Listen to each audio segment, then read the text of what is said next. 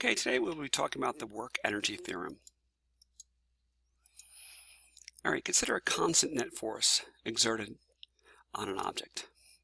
In other words, we have a net force, which is the sum of all the forces acting on this object, and it moves a distance s.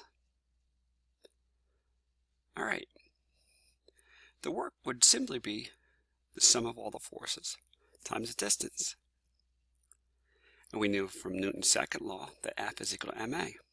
So we can replace the sum of the forces with ma.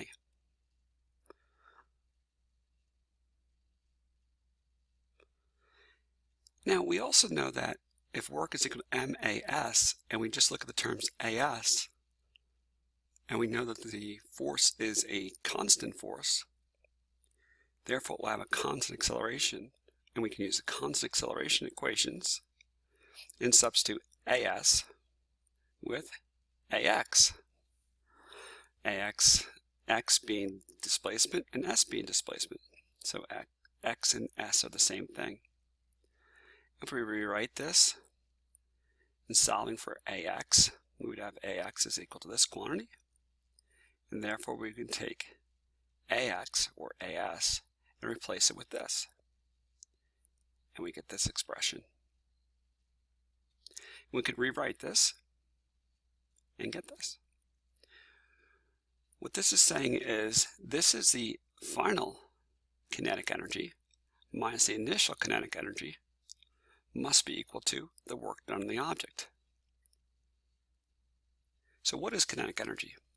Kinetic energy is the energy of an object due to its mass and its speed. And it's given simply by the formula that kinetic energy is equal to 1/2 mv squared. So it's the energy an object has due to its mass and its speed.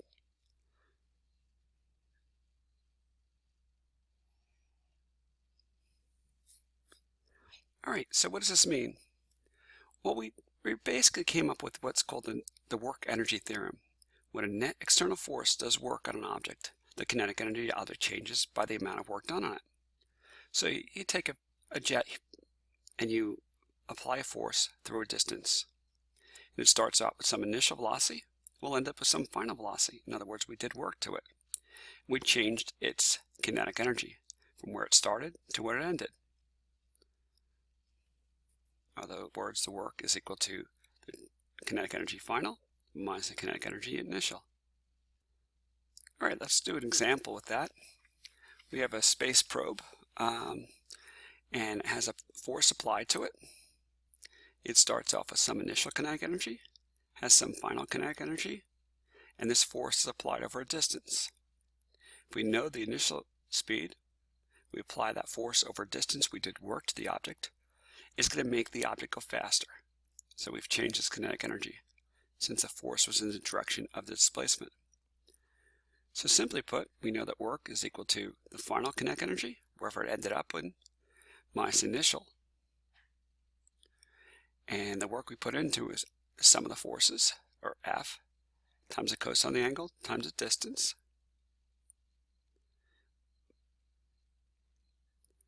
Must be equal to the final kinetic energy minus the initial kinetic energy.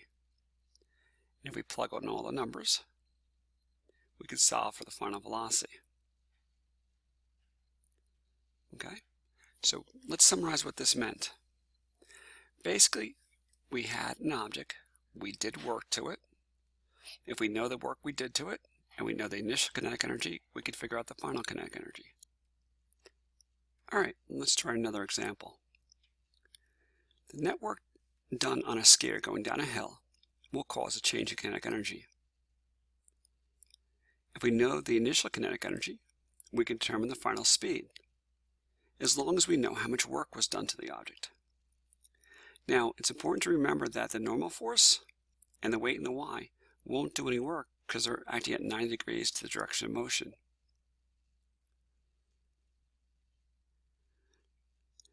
So how do we find out the net force acting on the skier? Well, once again, we don't care about the y direction. We only care about the direction it was moving, and we'll call that the x direction. We would have to add those two forces together. Once we know that net force, we can determine the work. And then using the work energy theorem, we could determine the final speed, just like the problem we did before.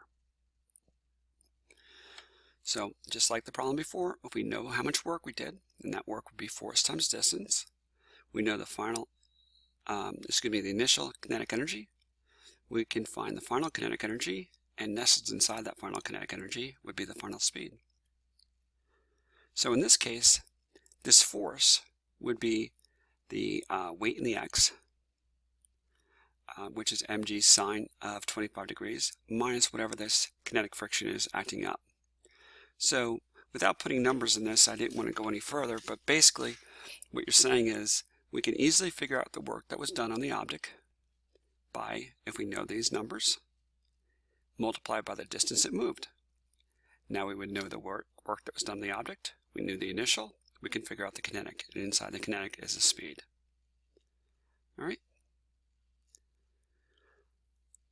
Now, let's look at another example. Let's look at a satellite moving around the Earth. A satellite moving around the Earth in a circular orbit and an elliptical orbit. Let's look at the circular first. And we want to know how much work was done on the object. Well, if it's circular, the force is always perpendicular to the direction. Okay? So this force is acting at 90 degrees to the direction of motion. So in a circular orbit, no work is ever done to the object. So therefore, it will stay at the same speed because no net work was done. But on the other hand, elliptical orbit, work is being done on the object, and therefore the speed will change.